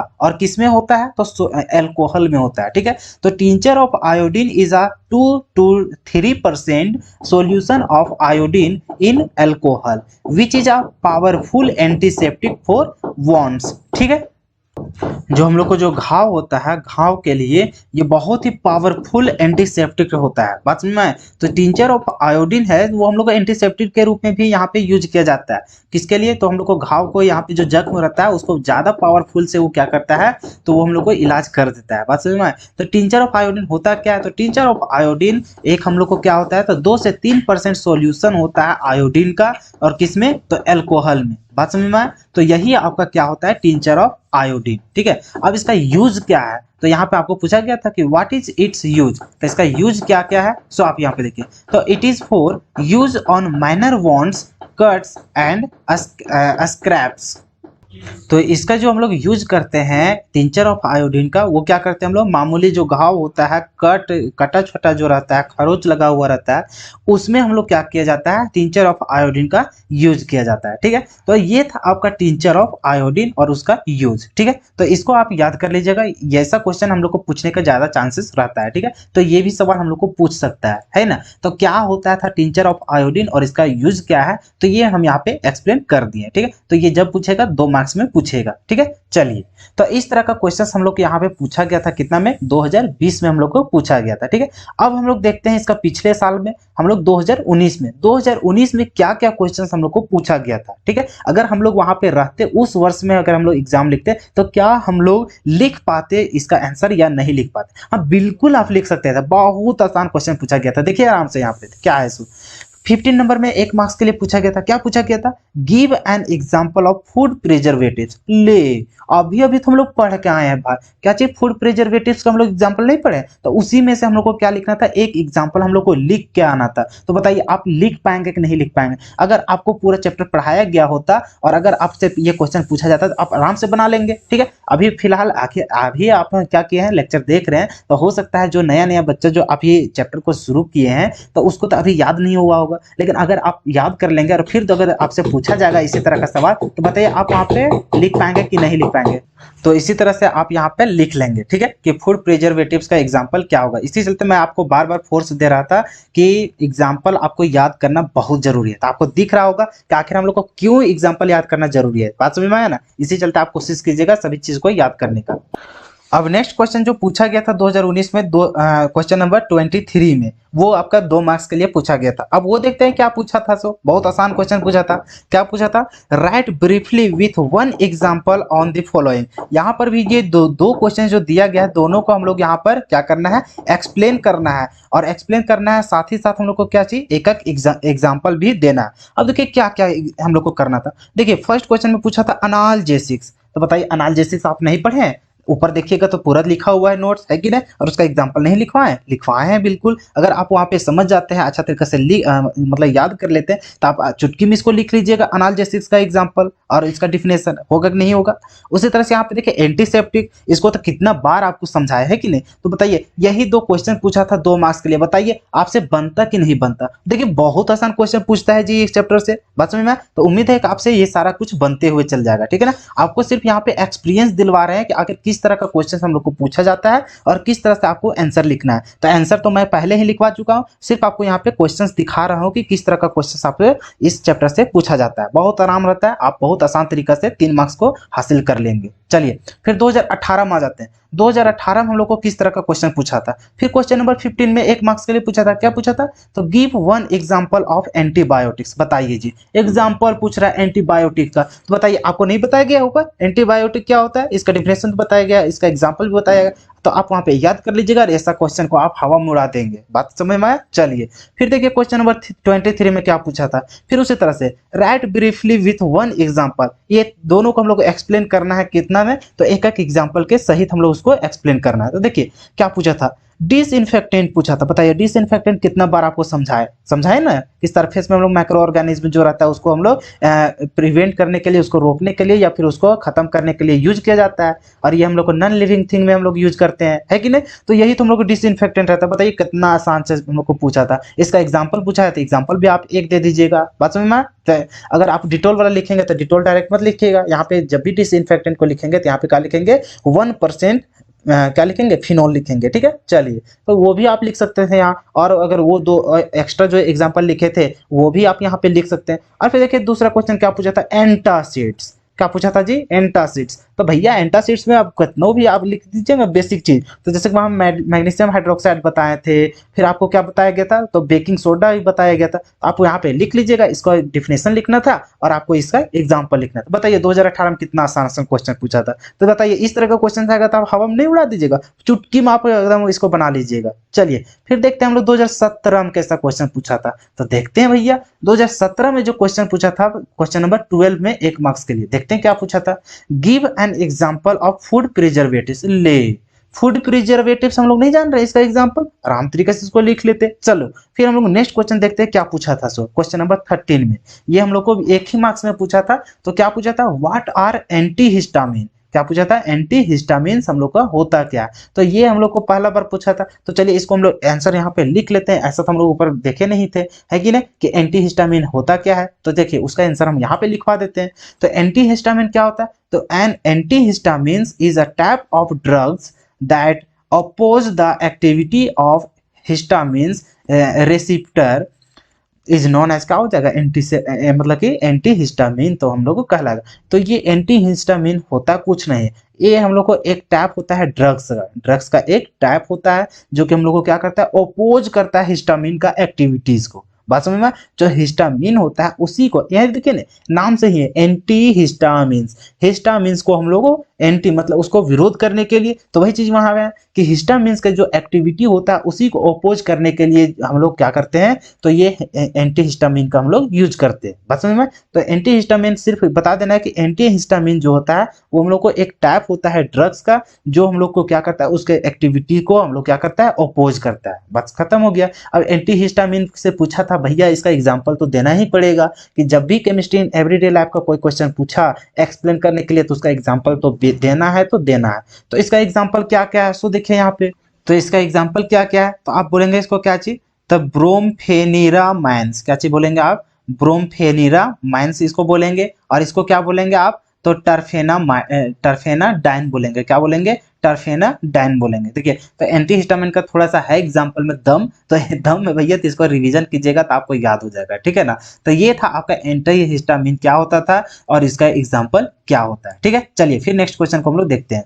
तो हम लोग को 2000 किस में चर्चा कर रहे हैं, 2017। तो 2017 में 3 मार्क्स का पूछा था, तो एक नंबर का ये हो गया। और फिर आपका तीसरा नंबर में ही आपका क्या था, ऑब्जेक्टिव में आपको पूछा गया था। देखिए आपको बोल रहे था ना 1% और 0.2% में, देखिए काफी उसको फंसाता है फिनोल वाला। सो बात समझ में। देखिए यहाँ पे डिटोल आप यूज मत कीजिएगा, डिटोल के जगह में आप फिनोल का ही यूज कीजिएगा। तो एंटीसेप्टिक जो रहेगा वहां पे आप क्या यूज कीजिएगा, 0.2%। और जहां आपका क्या चीज डिसइंफेक्टेंट रहेगा वहां 1% यूज कीजिएगा। ये चीज आपको बता दिया ऊपर ही। देखिए यहाँ पे क्या पूछा था, 1% solution of phenol is an, क्या कहलाता है यहाँ पे 1% सॉल्यूशन फिनोल का क्या कहलाता है, एंटीसेप्टिक कहलाता है कि एंटी मलेरियल कहलाता है कि एंटी हिस्टामिन कहलाता है कि डिसइंफेक्टेंट होता है। अगर आप इस डेटा को भूल जाते हैं तो आप तो यहाँ पे मार्क खा जाएंगे कि एंटीसेप्टिक में बोले कि डिसइंफेक्टेंट को बोले। तो हम लोग बताएं कि 0.2% रहेगा तब उस समय हम लोग को क्या होता है, एंटीसेप्टिक। और जब हम लोग को 1% होता है तो उसको हम लोग क्या बोलते हैं, डिसइंफेक्टेंट में उसको लाते हैं, ठीक है। तो ये जो 1% वाला होता है वो हम लोग को क्या होता है, डिसइंफेक्टेंट। तो इस तरह का क्वेश्चन आपको फंसाएगा, तो यही चीज हम ऊपर ही पहले एक्सप्लेन कर दिए थे, ठीक है। तो इस तरह का क्वेश्चन आएगा तो अब आराम से पेशेंस के साथ आप मारिएगा, ठीक है ना। गलती से आप एंटीसेप्टिक मार न दीजिएगा, ठीक है। तो किसमें क्या यूज होता है ये सारा कुछ आपको एक्सप्लेन कर दिया है। बताइए, तो 3 क्वेश्चन था, तीनों क्वेश्चन में कोई टफ था आपको, यहाँ पे एंटी हिस्टामिन नहीं बताया गया था, इसी चलते लगा हाँ ये थोड़ा नया आया। भैया इसको अगर हम ऊपर ही बता देते तो आपको थोड़ा सा बन जाता कि नहीं बन जाता अभी, तो उसी तरह से करना तो है, ठीक है ना। चलिए तो इस तरह से आपका क्वेश्चन था जो कि बहुत आसान आसान पूछा था। अब यहाँ पर देखिए 2016 कहाँ आ गया, 2016 में हम लोग को क्या पूछा था। अब 2016 में सिर्फ एक ही क्वेश्चन पूछा था, वो भी 1 मार्क्स का। और ऐसा क्वेश्चन पूछा है जो कि हम लोग को क्या चाहिए, हम लोग को यहाँ पे पढ़ना ही नहीं है। क्या चाहिए बोला था यहाँ पे, देखिए नेम अ हैपोन्टिक ड्रग्स। क्या चाहिए, नेम अ हैपोन्टिक ड्रग्स। तो हैपोन्टिक ड्रग्स का हम लोग को यहाँ पे क्या एग्जाम्पल होगा उसको हम लोग लिखना है। तो हम लोग को यहाँ पे क्वेश्चन जो पूछा गया था वो क्या पूछा गया था, नेम ऑफ अ हैपोन्टिक ड्रग्स। तो हम लोग पहले भी डिस्कस कर लिए हैं कि हैपोन्टिक जो होता है इसको क्या बोलते हैं। तो ये जो हैपोन्टिक ड्रग्स होता है, हैपोन्टिक को मैं पहले ही डिस्कस कर लिया था कि हैपोन्टिक को क्या बोलते हैं हम लोग, ट्रैंक्विलाइजर भी हम लोग बोलते हैं। क्या बोलते हैं जी, ट्रैंक्विलाइजर भी हम लोग बोलते हैं, है कि नहीं। ऊपर हम लोग चर्चा किए हैं कि नहीं किए हैं। तो आपको यहाँ पे दिखा भी देते हैं कि हैपोन्टिक जो हम लोग यहाँ पे देखे थे, एक सिंगल एक्टिव चेन में हम लोग, तो आपको बताया भी गया था। किधर गया जी, किधर गया, ट्रैंक्विलाइजर किधर गया, ऊपर चल गया। अच्छा यहाँ पे देखिए क्या चीज यहाँ आप लोग डिस्कस किए थे, हैपोन्टिक। क्या चीज, हैपोन्टिक। आपको बताया गया था कि ट्रैंक्विलाइजर को हम लोग दूसरा नाम से क्या जानते हैं, हैपोन्टिक। तो यहाँ पर जो क्वेश्चन पूछा गया था वो हम लोग को क्या पूछा गया, हैपोन्टिक ड्रग्स के बारे में पूछा गया। और ड्रग्स कुछ होता नहीं, ये भी हम लोग को मेडिसिन ही रहता है, ठीक है। लेकिन हम यहाँ पे क्या लिख दिए थे, आउट ऑफ सिलेबस, जो कि आउट ऑफ सिलेबस नहीं है भैया। ये हम लोग को हैपोन्टिक ड्रग्स को ही हम लोग क्या बोलते थे, ट्रैंक्विलाइजर बोलते थे, ठीक है। तो ये इसका आंसर आप लिख लीजिएगा। तो इस तरह से हम लोग को 2016 में सिर्फ एक ही क्वेश्चन पूछा गया था, जो कि इसका भी आंसर हम लोग जानते हैं, है कि नहीं, जान रहे हैं कि नहीं। ट्रैंक्विलाइजर का नाम लिखना है तो इसका एग्जांपल लिख लीजिएगा ये गो, ठीक है। चलिए फिर हम लोग आ जाते हैं 2015 में।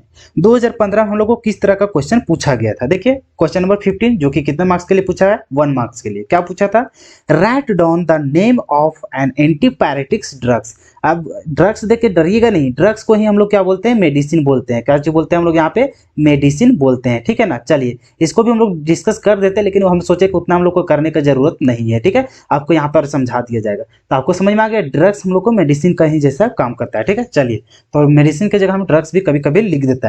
तो हम लोग यहाँ पे क्या देखेंगे, तो write down the name of an antipyretics drugs. तो आपको एंटीपायरेटिक्स का एग्जांपल बताया गया कि नहीं बताया गया, ऊपर सबसे पहले ही बताया गया था। तो इसका आप यहाँ पे एग्जांपल लिख देंगे तो आपको याद रहेगा कि एंटीपायरेटिक्स का हम लोग को एग्जांपल क्या है।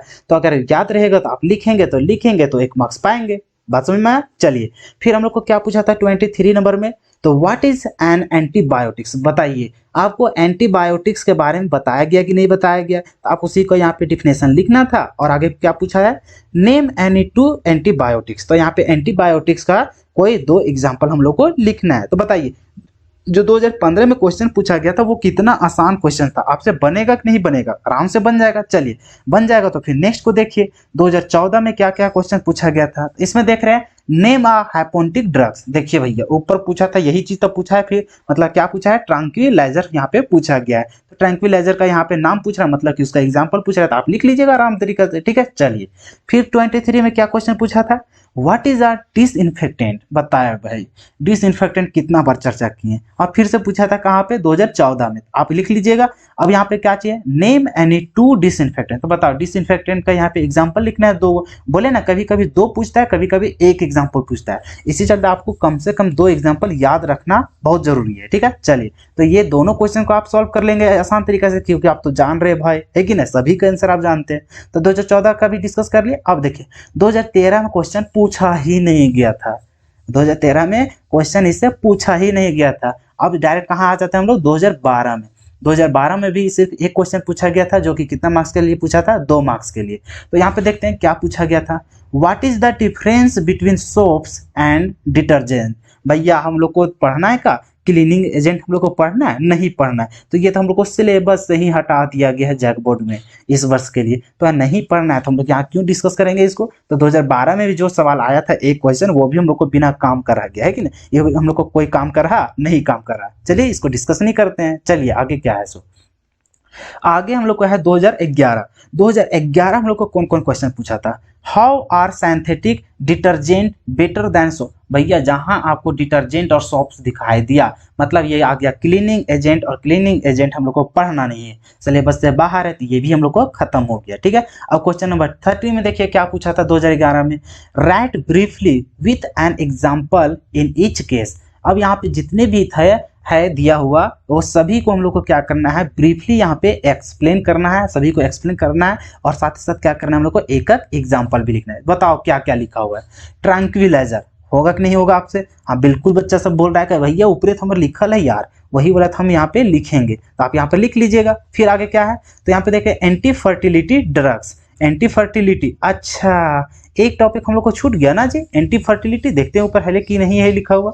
हाँ भाई हम लोग को क्या हो गया, हम लोग से एक मिस्टेक हो गया। मिस्टेक क्या हुआ, हम लोग को एंटी फर्टिलिटी के लिए हम लोग तो वहाँ डिस्कस ही नहीं किए, और एंटी फर्टिलिटी हम लोग को पूछता भी है भैया, और ये हम लोग से छूट कैसे गया। इसी चलते वहाँ पे 10 हम लोग को होना चाहिए था मेडिसिन। तो चलिए एंटी फर्टिलिटी को हम लोग लास्ट में डिस्कस कर देंगे, ठीक है। हालांकि ये भी हम बता देंगे आपको कि इसका आंसर क्या होता है, बहुत आसान चीज है ये भी, ठीक है। तो एंटी फर्टिलिटी क्या होता है, तो इसका भी आपको लिखना था, वो भी एग्जाम्पल के साथ। ये आपको नहीं बताया तो लास्ट में आपको बता देंगे, ठीक है। चलिए फिर सी में आपको क्या पूछा था, तो एंटी हिस्टामिन, अभी ही डिस्कस किए थे ऊपर। फिर आ गया नारकोटिक्स, क्या चीज पूछा है यहाँ पे, नारकोटिक्स। तो ये जो नारकोटिक्स है मतलब कि आपका क्या चीज, ऑप्शन नंबर जी, बी और डी, ये जो आपका यहाँ पे क्वेश्चन है, ये दोनों का हम ऊपर डिस्कस नहीं किए, तो ये दोनों का हम लास्ट में डिस्कस कर देंगे। नारकोटिक्स क्या है, तो ये भी आपका एनाल्जेसिक्स जो ऊपर पढ़े थे ना, उसी का ये टाइप होता है, तो ये भी नारकोटिक्स को यहाँ पे हम लोग बता देंगे। फिर मतलब यहाँ पे देखेंगे कि एंटी फर्टिलिटी ड्रग्स क्या होता है, ये दोनों हम लोग लास्ट में डिस्कस कर लेंगे, ठीक है। क्योंकि ये दोनों आने का भी चांसेस रहता है, हालांकि ये नारकोटिक्स आपका नहीं है उतना इंपॉर्टेंट,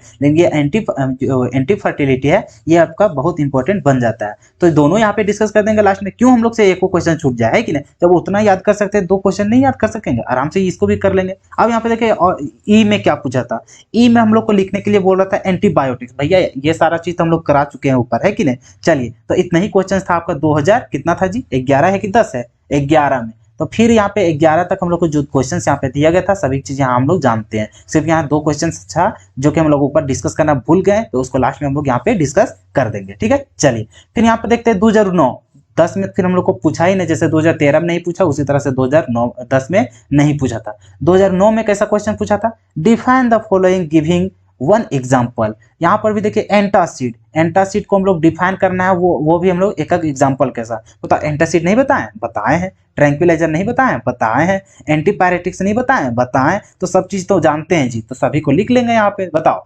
2019 में मतलब कि 2009 में इस तरह का क्वेश्चन पूछा था, आपसे पूछा जाएगा तो क्या आप नहीं बता पाएंगे, बिल्कुल बता पाएंगे। और इसी तरह का क्वेश्चन आपके बोर्ड एग्जाम में पूछेगा, ठीक है। अब फिर देखते हैं 2007 में क्या पूछा था, व्हाट आर एंटीबायोटिक्स। बताओ एंटीबायोटिक्स नहीं बताएं, बताएं। आगे क्या पूछा था, name any 2 antibiotics which are specific for certain diseases. तो यहाँ पे क्या करना है, एंटीबायोटिक का डिफिनेशन दे देना है और उसका 2 एग्जाम्पल हम लोग को लिख देना है, ठीक है। तो यही आपका पूछा था 2007 में। बताओ कितना आसान क्वेश्चन पूछा था। फिर देख रहे हैं यहाँ पे 2006 में, 2006 में हम लोग को क्या पूछा था, what are analgesics, antibiotics and antacids. बताओ अनाल्जेसिक्स नहीं बताएं तो उसी को डिफिनेशन लिखना है, एंटीबायोटिक्स नहीं बताएं इसका डिफिनेशन लिखना है। फिर यहाँ पे एंटासिड है, क्या तीनों एक्सप्लेन किए हैं कि नहीं किए हैं, ऊपर तीनों एक्सप्लेन किए हैं और तीनों को यहाँ पर हम लोग को एक्सप्लेन करना है, वो भी एग्जाम्पल के साथ। ये भी क्वेश्चन हम लोग को पूछा था कितना मार्क्स के लिए, 3 मार्क्स के लिए, ठीक है। तो जब 3 को हम लोग को एक्सप्लेन करने बोलेगा मतलब एक टॉपिक 1 मार्क्स का रहता है इसमें, ठीक है।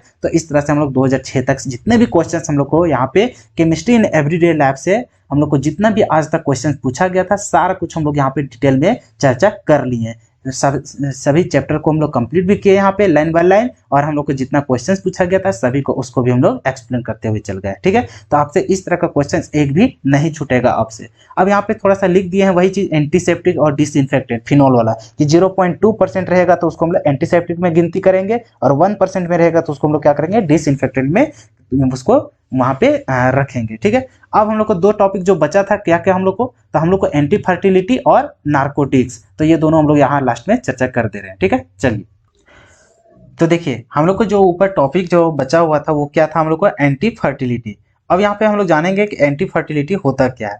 तो ये भी उसी तरह से बहुत आसान है, क्या है, the chemical substance which are used to, यहाँ पे आर छूट गया है, यहाँ पे आप लगा लीजिएगा क्या चीज, which are used to prevent pregnancy in female are called anti fertility drugs.